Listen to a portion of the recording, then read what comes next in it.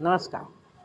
आज चैत्र शुद्ध प्रतिपदा म्हणजेच गुढीपाडवा. नाथ संप्रदायातील अलौकिक विभूती संत माधवनाथ महाराज इंदौर ह्यांची आज जयंती. त्यानिमित्ताने माझी काव्यरचना. आरती करीतो आजी तुमची श्री माधवनाथ, जन्मोत्सव तव भक्त करीती जोडोनिया हात.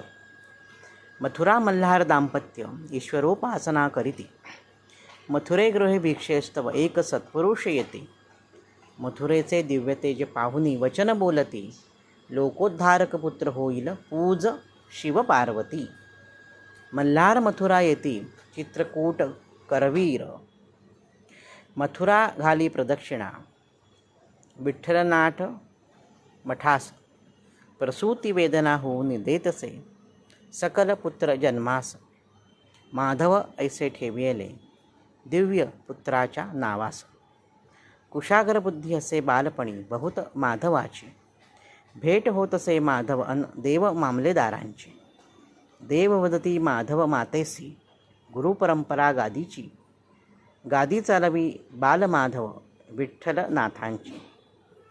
शृंगी शैली कफनी मेखला माधवासी शोभत असे. माधवनाथ भारत भ्रमण यात्रा करीत असे. इंदौर येथे स्वस्थान पादुका स्थापन करीत असे. माधवनाथ भक्तांसाठी चमत्कार करीत असे. दगडूशेठ हलवाईकडून दत्त मंदिर बांधविते. माधवनाथ असती एक अलौकिक संत विभूती. चैत्रशुद्ध प्रतिपदा असे तयांची जन्मतिथी.